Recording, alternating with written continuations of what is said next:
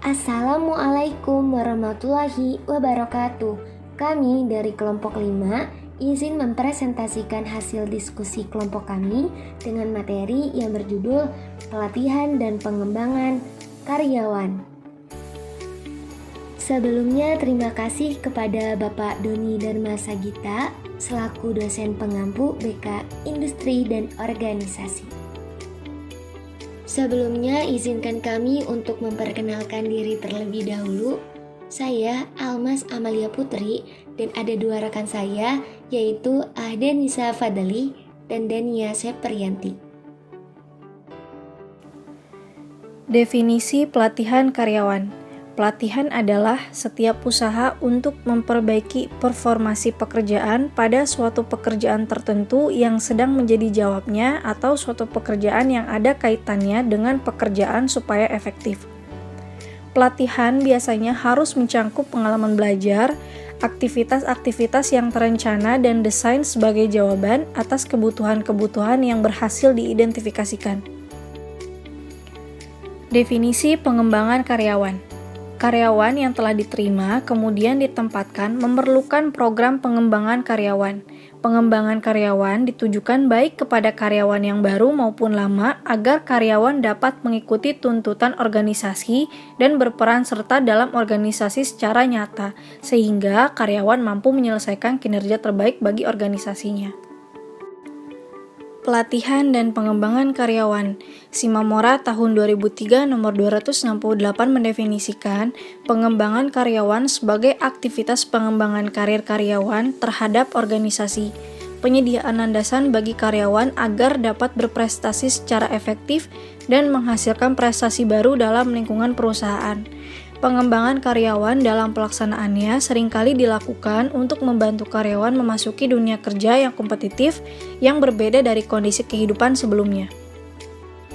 Jenis-jenis pelatihan dan pengembangan. Menurut Simamora, ada 5 jenis pelatihan, yaitu diantaranya yang pertama ada pelatihan keahlian atau skill training. Pelatihan keahlian ini merupakan pelatihan yang sering dijumpai dalam organisasi. Program pelatihannya relatif sederhana. Kebutuhan atau kekurangan diidentifikasi melalui penilaian yang jeli. Kriteria penilaian efektivitas pelatihan juga berdasarkan pada sasaran yang diidentifikasi dalam tahap penilaian. Yang kedua ada pelatihan ulang atau retraining. Pelatihan ulang ini adalah subset pelatihan keahlian. Pelatihan ulang berupaya memberikan kepada para karyawan keahlian-keahlian yang mereka butuhkan untuk menghadapi tuntutan kerja yang berubah-ubah.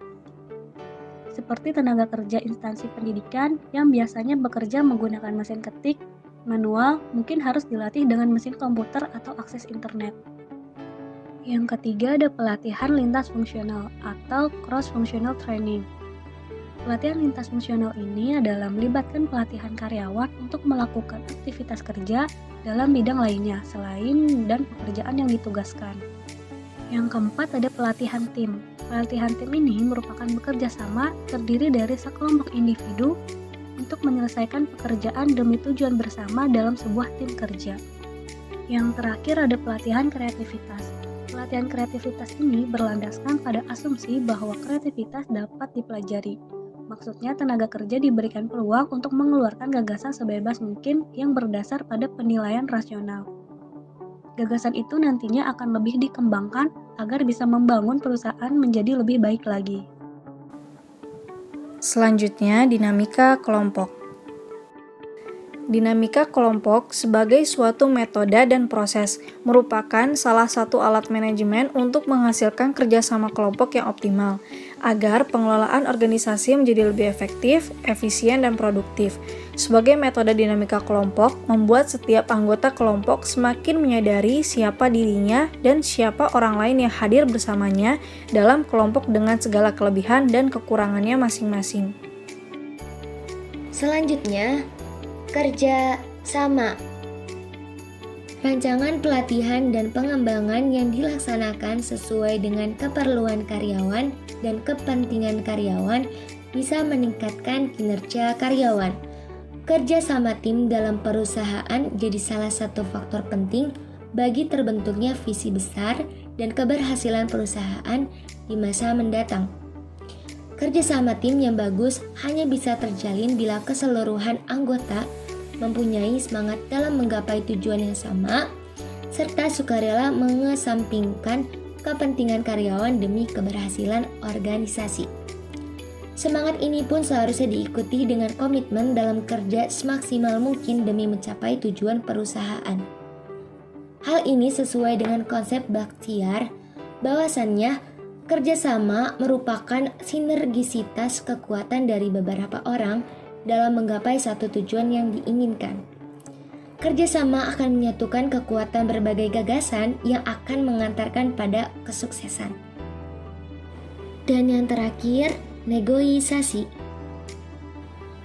Sebagai seorang pekerja, tentu saja kita dituntut untuk bisa memiliki kemampuan komunikasi dan negosiasi yang baik untuk mempermudah pekerjaan dan juga agar bisa membangun relasi dengan baik sesama karyawan, atasan, dan bawahan atau konsumen yang ada di perusahaan Anda. Di bidang apapun Anda bekerja, teknik negosiasi pasti sangat diperlukan. Negosiasi tidak melulu mengenai harga jual beli layaknya pedagang saja, namun ada banyak hal yang nantinya membutuhkan skill yang cukup tinggi untuk membuat peluang dan kesempatan semakin terbuka lebar untuk Anda. Hal-hal sekecil apapun dalam dunia pekerjaan membutuhkan negosiasi yang baik sehingga semua informasi dan berita bisa tersampaikan dengan baik kepada orang yang dituju tanpa ada kesalahpahaman. Teknik negosiasi hampir menyerupai dengan teknik dan kemampuan berkomunikasi yang juga sangat baik untuk dikuasai. Kemampuan untuk bernegosiasi dengan baik akan tambah dibutuhkan oleh Anda yang memiliki profesi sebagai seorang customer service, marketing, public relation, guest relation, purchasing, dan lainnya yang mana setiap hari pasti akan selalu dihadapkan dengan konsumen baik untuk dealing tawaran masuk perusahaan, seperti produk dan juga lainnya seperti penjualan. Sekian presentasi dari kelompok kami. Wassalamualaikum warahmatullahi wabarakatuh.